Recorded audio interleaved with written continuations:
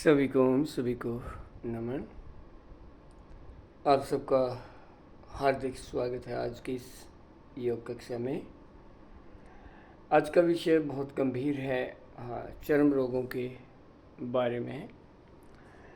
हमें सोराइसिस आदि या सफ़ेद दाग या खुजली, चमड़ा दाद आदि पता नहीं अनेक प्रकार से चर्म रोगों का नाम लिया जाता है।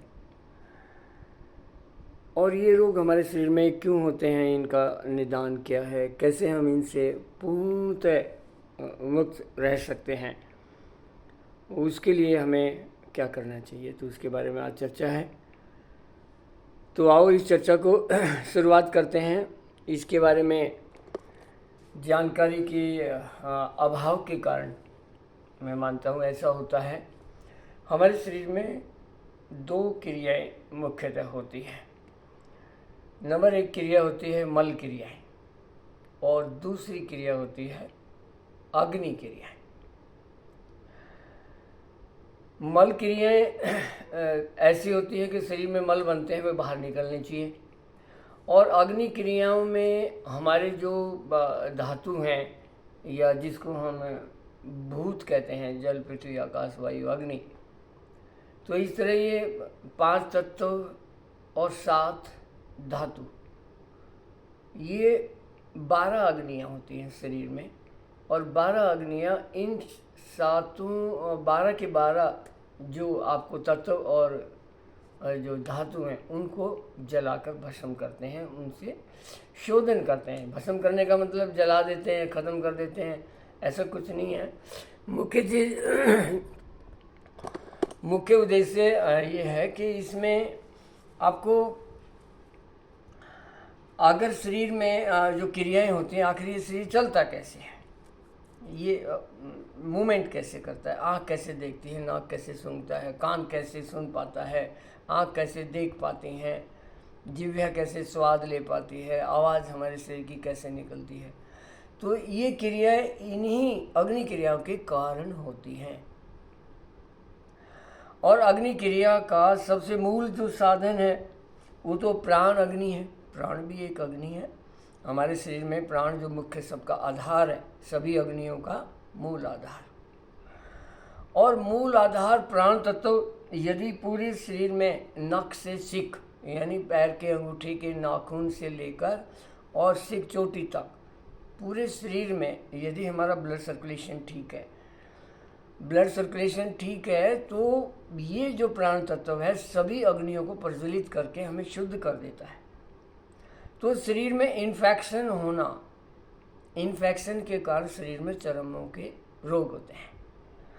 और चर्म रोग में जैसे हम कुछ भोजन खाते हैं तो सबसे पहले रस बनता है शरीर में, स्टोमक में जाके रस बनेगा, फिर आंतों में उसका शोधन होकर रक्त बनेगा, फिर रक्त का शोधन होकर मांस का शोधन, मेदा का शोधन, अस्थि का शोधन, मज्जा, और मज्जा का शोधन करने से हमें शुक्र, और शुक्र का शोधन करने से ये शरीर का संचालन होता है, शरीर चलता है।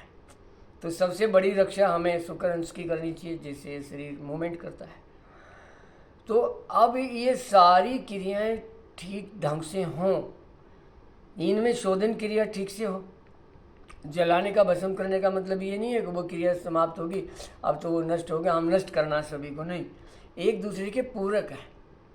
जब तक रस का शोधन नहीं होगा रक्त नहीं बनेगा, रक्त का शोधन नहीं होगा मांस नहीं बनेगा, मांस का शोधन नहीं होगा तो मेधा नहीं बनेगी। इस तरह ये पूरे शरीर की धातु ही नहीं बनेगी, शरीर चलेगा कैसे? शरीर में मांस भी चाहिए, हड्डी भी चाहिए, ये सारी चीज़ें चाहिए, और ये शोधन से बनती हैं। और इसमें एक क्रिया होती है कि इसमें कुछ समय लगता है, और समय के अनुसार हमारे मांस, जो पुराना मांस होता है उसको नष्ट करता चला जाता है शरीर, नया मांस आता जाता है। इसी प्रकार नई हड्डियाँ आती जाती हैं, पुरानी हड्डियाँ नष्ट होती जाती हैं। और ये प्रक्रिया में कितना समय चाहिए, तो लगभग 7 साल से 9 साल तक ये सारी प्रक्रिया पूरी होती है। एक लंबा प्रोसेस है, ऐसे नहीं है आज मांस बना और आज ही कल नष्ट कर दिया, फिर तो ये शरीर चलेगा ही नहीं। जो मांस बना वो चलता है 7, 8 साल, 9 साल की प्रक्रिया में ये शरीर का शोधन होता है पूरी तरह से, 100% जिसको बोलते हैं। जिस प्रकार हम रोज़ मल त्याग कर देते हैं, मूत्र त्याग कर देते हैं, पसीना हमारे शरीर का निकलता है, आँखों से सने मल निकलता है, नाक और कान का मल मांस के शोधन से बनने वाला मल है, वो भी बाहर निकलना चाहिए। तो अगर ये मल शरीर के अंदर कान का मल ठहर गया तो कान का पर्दा आदि सुनना बंद हो जाएगा। आँख में मल ठहर गया तो आँखों से दिखना बंद हो जाएगा। नाक में मल ठहर गया तो सांस भी नहीं आएगा। गले आदि में मल ठहर गया तो बड़ी भारी परेशानी होती है। तो इसी प्रकार ये मल शरीर के अंदर फैल कर रुक कर इन्फेक्शन फैलाते हैं। जिस प्रकार every disease born by stress, stress is the main cause of all disease.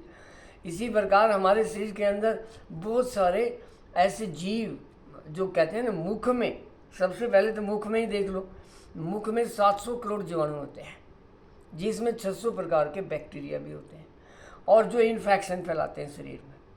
और एक इन्फेक्शन बाहर से फैलता है।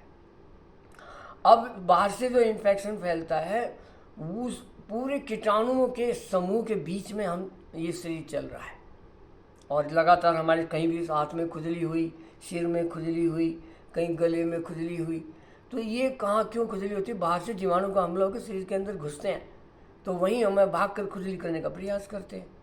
कहीं भी आप ऐसे ऐसे करके, कहीं ना कहीं ऐसे ऐसे करके, कहीं ऐसे ऐसे करके, अपनी ऐसे ऐसे करके खुजली करते हैं, तो ये हमला होता है हम पर चारों तरफ से। तो उस हमले का भी इन्फेक्शन शरीर में होता है। पहले से ही शरीर में बैक्टीरिया होते हैं, जैसे मुंह में मैंने बताया, पूरे शरीर में भी जहाँ जहाँ every body have cancer cell, तो सभी कैंसर सेल शरीर के अंदर हैं। जहाँ कार्बन डाइऑक्साइड मिला, कैंसर सेल जीवित हो जाते हैं। तो अंदर वो उसको जो गंदगी मिलेगी वो तभी मिलेगी जब शरीर से मल बाहर नहीं निकलेगा। तो वो शरीर का मल बाहर निकलने में कई में बड़ा समय लगता है।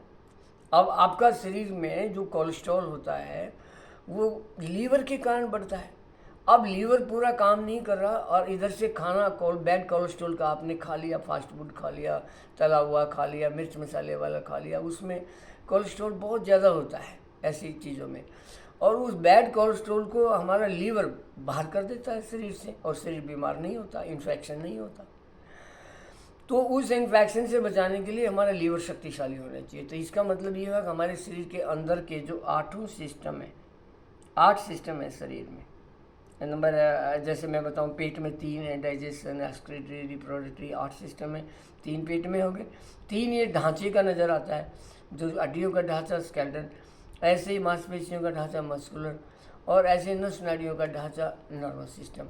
और फिर सांस लेते हैं तो हमारा फेफड़ों का रेस्पिरेटरी सिस्टम है, और जो हार्ट सर्कुलेट करता है पूरे शरीर में, तो ये सर्कुलेटरी सिस्टम है।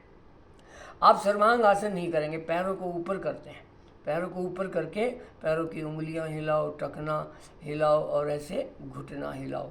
ये ऐसे घुटना मान लो, इसको टखना मान लो, ऐसे कलाई को, और उंगलियों को, पैर की उंगलियों को ऐसे मूवमेंट करते हैं, पैर ऊपर उठाकर सर्वांग आसन में। तो सर्वांग आसन में तब इस पैरों के अंदर गया हुआ मल, जो यूरिक एसिड आदि यानी केमिकलों के रूप में होता है, जब सभी केमिकलों को जो हमारे शरीर के लिए आवश्यक नहीं है, किडनी बाहर निकाल देती है। ऐसे ही हमारे फेफड़ों के अंदर आके प्रत्येक जो हमारे ब्लड सेल हैं, रेड ब्लड सेल है, वो मूवमेंट करते हैं और पूरे शरीर की गंदगी को बाहर निकाल देते हैं।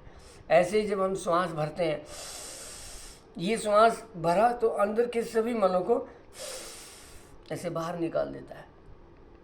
तो श्वास की क्रिया इन मलों को बाहर निकालती है। ऐसे ही हमारे पसीने के द्वारा बाहर मल निकलते हैं, मूत्र के द्वारा बाहर निकलते हैं, मल के द्वारा बाहर निकलते हैं। ऐसे ही नाक आदि, कान आदि के द्वारा मल बाहर निकलते हैं। तो मलों का हमें पता होना चाहिए, कौन से रस से मल, कफ का मल बनता है, वो शरीर के अंदर नहीं रहना चाहिए, बाहर निकलना चाहिए। यूज़ होकर जितना यूज़ होना यूज़ करें और फिर उसको बाहर निकालें। तो इसी प्रकार रक्त का पित्त मल होता है, पित्त शरीर में ठहर गया तो जगह जगह जलन होनी शुरू हो जाएगी, तो वो मल भी बाहर निकलना चाहिए। जितनी आवश्यकता है शरीर में रह जाए और बाकी बाहर निकालें, और पुराना होने पर उसको बाहर निकालते हैं, नया होने पर फिर नया लें, लगातार इसकी ये प्रक्रिया है। तो इसी प्रकार फिर कुछ परहेज भी, जैसे मैंने बताया, मुख में आप हमेशा गरारे करें, कुल्ला तो करते हैं, जैसे पानी लिया मुंह में और ऐसे उंगली से दांतों को साफ कर लिया, मसूड़ों को साफ कर लिया, जिब्या को भी जीभी से साफ कर लेते हैं, लेकिन गरारे नहीं करते। ऐसे जो हम ऐसे मुंह में पानी डाल के ऐसे ऐसे करके गले को साफ करना चाहिए, क्योंकि बहुत सारे इन्फेक्शन के जीवाणु मुंह के अंदर आते हैं और उस जो रस रह जाता है, जो हमने खाना खाया, उस रस के ऊपर टूट पड़ते हैं वो 600 प्रकार के बैक्टीरिया, और उसमें इतनी हड़बड़ होती है कि बहुत सारे जीवाणु मर जाते हैं, उनकी लाशें यहाँ इकट्ठी हो जाती हैं गले में, और गले का कैंसर, खांसी, जुकाम, इन्फेक्शन, गले में खराश आदि आदि तरह तरह की परेशानियाँ, स्वर तंत्र हमारा ख़राब होना शुरू हो जाता है। ऐसे ही गले के अन्य ऑर्गन हैं, टॉन्सिल हैं, सब खराब होने शुरू हो जाते हैं। तो बहुत भारी परेशानी मुख में आ जाती है, यहाँ तक कि मसूड़ों का कैंसर तक हो जाता है, जिह्वा कैंसर हो जाता है, गले का कैंसर हो जाता है। कितनी बुरी हालत होती है यदि हम गरारे ना करें तो तरह तरह के रोग लगने की संभावना, इन्फेक्शन की, ब्लड इन्फेक्शन होगा, पूरे शरीर में इन्फेक्शन हुआ, चर्म रोग हो गए। अब ये जो चर्म रोग हैं ये पूरे शरीर में ब्लड में कहाँ कहाँ से इन्फेक्शन होता है, और फिर सर्कुलेट कैसे करें ताकि ये आसनों के द्वारा पूरी तरह सर्कुलेट हो जाता है। जैसे हम सर्वांग आसन करते हैं तो पैरों का ब्लड सर्कुलेट हो जाएगा, कमर के आसन करते हैं तो कमर में तो सभी नस नाड़ियों की शुरुआत होती है, तो सभी नस नाड़ियों में सर्कुलेशन अच्छा हो जाएगा। हाथ पैरों के व्यायाम अलग से करें, फिर अंदर कपालभाति आदि से बहुत सारे हम ऑर्गन हैं उनका विशेष व्यायाम करते हैं। श्वास भर के रोग के फेफड़ों का व्यायाम करते हैं तो फेफड़ों के सेल में इन्फेक्शन नहीं होगा, तो वहाँ भी हम सक्रियता लाते हैं अपने एक एक सेल की, सेल सतर पर सक्रियता। जैसे सेल हो, सेल के बाद उत्तक होते हैं, उत्तक के बाद ऑर्गन, ऑर्गन के बाद सिस्टम, और सिस्टम से सभी 8 सिस्टमों से अस्तित्व बना, तो वो सारे सिस्टम सक्रिय हों और एक एक सेल सतर पर हमारे शरीर में सक्रियता बनी रहे, तब जाकर इन्फेक्शन रुकता है।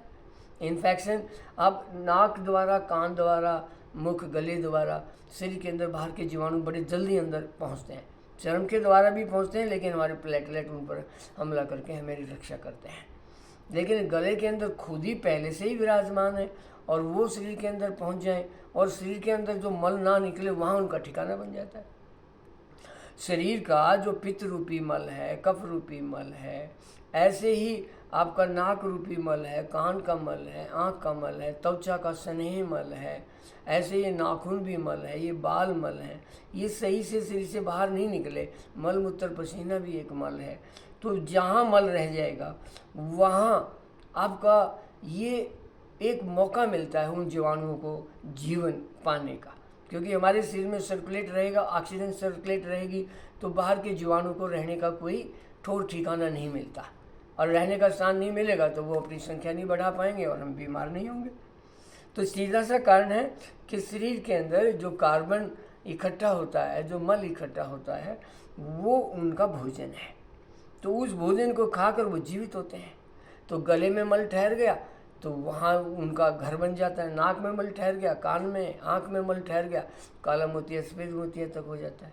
शरीर के अंदर चला गया तो टाइफाइड हो जाता है, पूरे शरीर में इन्फेक्शन होकर एक एक चर्म रोग तरह तरह से, सफ़ेद दाग से लेकर, और पूरा एक लिक्विड सा पूरे सिर में इतना भयानक हो जाता है कि मल बहने लगता है बाहर, इतनी खतरनाक स्थिति हो जाती है। पैरों में खुजली होकर पूरा खून निकाल लेते हैं, और पूरे पतावड़े से, वैसे पतासे से पूरी खाल ब्लैक ब्लैक होकर पूरा जमावड़ा हो जाता है। तो ऐसे जमावड़ा हो जाता है उस मल का इकट्ठा होकर, और वो क्यों हो रहा है? क्योंकि वो शुरुआत अंदर से है, बाहर तो वो सिम्टम नज़र आए, अंदर जो मल ठहरा वो हमने बाहर नहीं निकाला, आसनों के द्वारा मल बाहर निकलता है। हम शांत रहें तब मल बाहर निकलता है। प्राणायाम आदि, अनुलोम विलोम, भस्त्रिका आदि पूरा करें तो प्राण तत्व को पूरा शरीर में पहुंचाए, उससे मल बाहर निकलता है।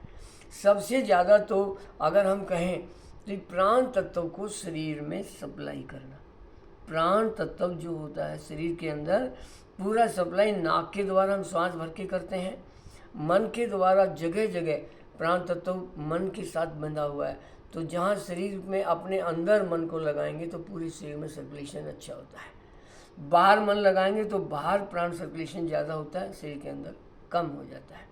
तो वो कमी हमें नुकसान पहुंचाती है। तो उसकी भरपाई करने के लिए बार बार ध्यान अवस्था में हमें बैठना चाहिए। तो इसी प्रकार हमें खाने आदि का परहेज करना चाहिए।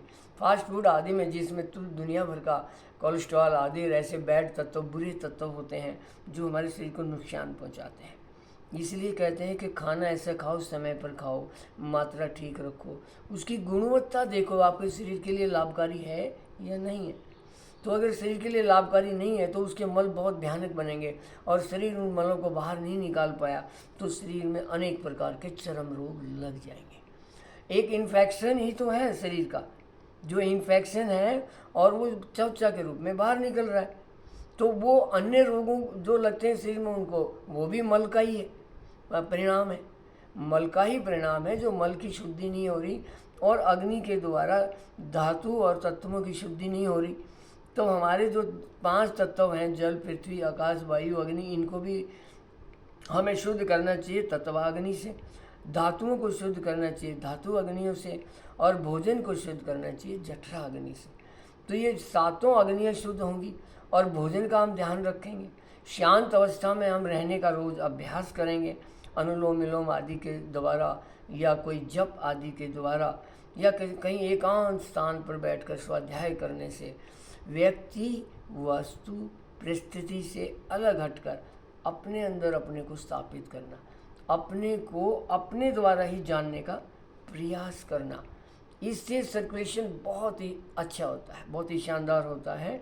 जिस समय हम काम, क्रोध, लोभ, मोह में रहते हैं तो केवल एक विशेष स्थान पर विशेष प्राण क्रिया होती है, अन्य स्थानों पर सर्कुलेशन कम हो जाता है। तो वो कम सर्कुलेशन हमें नुकसान पहुंचाता है। हमारा शरीर कम काम करेगा, लीवर, तो नुकसान होगा, स्टोमक कम काम करेगा तो भी नुकसान होगा। पूरे शरीर में जहाँ जहाँ कम सर्कुलेशन होगा वहाँ मल की निकासी कम हो जाएगी। तो बराबर सर्कुलेशन बना रहे उसके लिए आसन सबसे सर्वश्रेष्ठ है।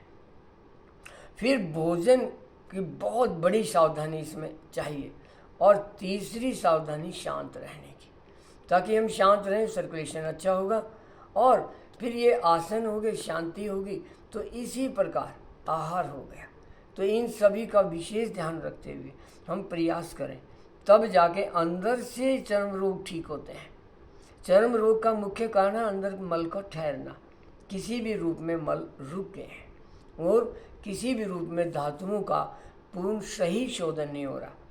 अगर रक्त शोधन सही होगा तो शानदार पित्त का निर्माण होगा, जो हमारे शरीर के लिए बहुत लाभकारी होगा। इसी प्रकार सारी धातुएं अच्छी हों और उनका शोधन अच्छा हो।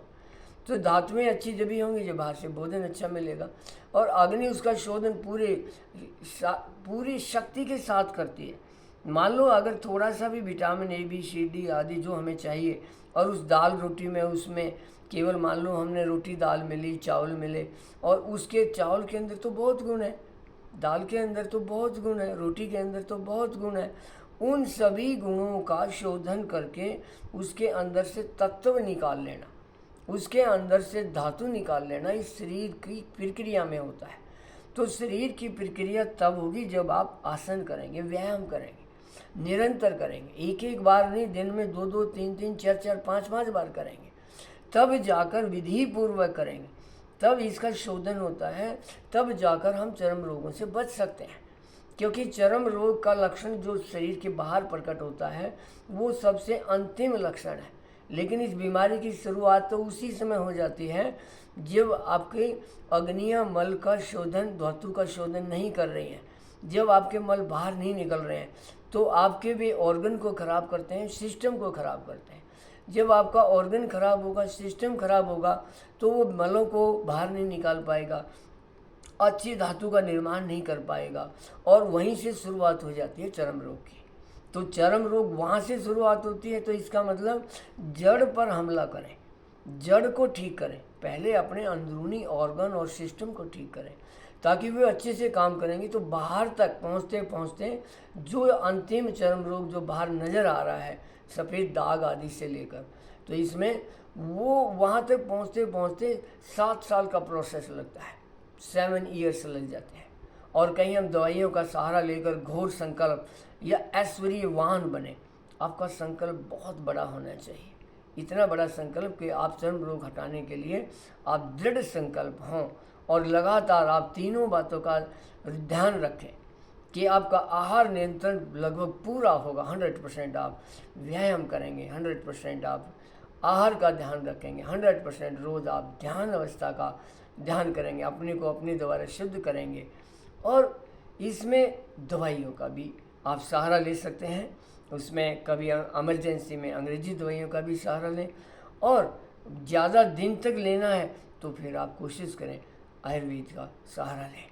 आयुर्वेद की दवाइयाँ लगातार लेते हुए लगभग इसको अगर इतना संकल्प लें तो जो 7 साल का प्रोसेस है वो 1.5 साल में पूरा करके अपने आप को ठीक कर सकते हैं। और कोई चमत्कारिक व्यक्ति हो और बहुत ही पुरुषार्थी हो, बहुत ही धर्म अर्थ काम मोक्ष के अनुसार, वेदों के अनुसार चलने वाला हो, आचार्य के बताए मार्ग पर चलने वाला हो, ऐसा श्रद्धावान व्यक्ति जो विवेक, वैराग्य और षट संपत्ति और मुमुक्षु हो, तो वो तो इस रोग पर बहुत जल्दी विजय प्राप्त कर सकता है। तो बहुत ही शीघ्रता के साथ अपने चर्म रोग को ठीक कर सकता है। नहीं तो आप इसमें प्रयास करके, जैसे जैसे मैंने बताया, इस प्रकार के अन्य भी बातें इसमें बहुत सारी होती हैं, और भी निरंतर विचार विमर्श की ज़रूरत है। लगातार आप आचार्य के संपर्क में रहें, वेदों के संपर्क में रहें, अपने विद्वानों के संपर्क में रहें, लगातार उनसे मार्गदर्शन करते हुए और अपने आप को दृढ़ संकल्पी बनाते हुए अपने चर्म रोग को ठीक करें।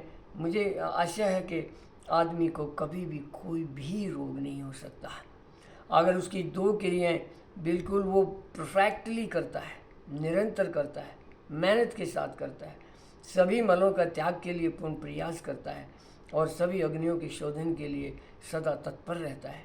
तो इनको जानता है कि मेरी अग्नियाँ कैसे शुद्ध होंगी, मेरे मल कैसे बाहर निकलेंगे। इसकी जानकारी वो आचार्य के द्वारा, वेदों के द्वारा, स्वयं अपने अनुभव के द्वारा, ज्ञान और विज्ञान, ज्ञान है आचार्य के द्वारा दिया हुआ और वेदों के द्वारा दिया हुआ, विज्ञान है आपका अपना अनुभव। तो ये दोनों को शुद्ध करें, काम इन दोनों का विनाश कर देता है। हम संसार क्या, व्यक्ति वस्तु परिस्थिति से जुड़कर जो सुख लेना चाहते हैं वो इस हमारे ज्ञान और विज्ञान दोनों का नाश कर देता है। तो उससे बचने का प्रयास यही है कि निरंतर हम इस साधना में लगें, अपने आप को सिद्ध करें और निरंतर इस रोग से मुक्त होने का प्रयास करें। मुझे आशा है कि आपको ज़रूर जो मैं कह रहा हूँ कि एक आदमी कभी भी बीमार नहीं होता, उस बात को आप भी सिद्ध कर सकते हैं। जिस प्रकार मैं इस प्रयास में लगा हुआ हूँ कि मैं सिद्ध करके बताऊँ इस संसार को कि देखो मैं बीमार नहीं हुआ, मैं भी आप जैसा ही हूँ, मैं भी प्रयास कर रहा हूँ, आप भी मेरी तरह प्रयास करें तो ज़रूर आप सफल होंगे। मैं भी एक सफल हूँ इस मामले में कि मुझे कोई चर्म रोग नहीं हो सकता।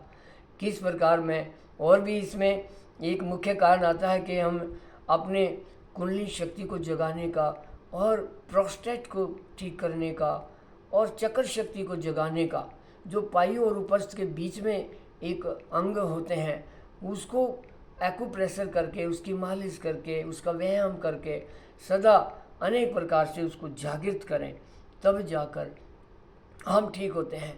तो अंतिम सतर तक, अंतिम छोर तक, अंतिम शैल तक अपने शरीर को जागृत करें। तो इस प्रयास में लगातार शरण में रहते हुए श्रद्धा, जिसमें श्रद्धा, समाधान, उपरति, तितिक्षा आदि जो षट संपत्ति के अनुसार अपने आप को और विवेक, वैराग्य, षट संपत्ति मुमुक्षु बने और अपने आप को निरोग बनाएं। धन्यवाद। ओम।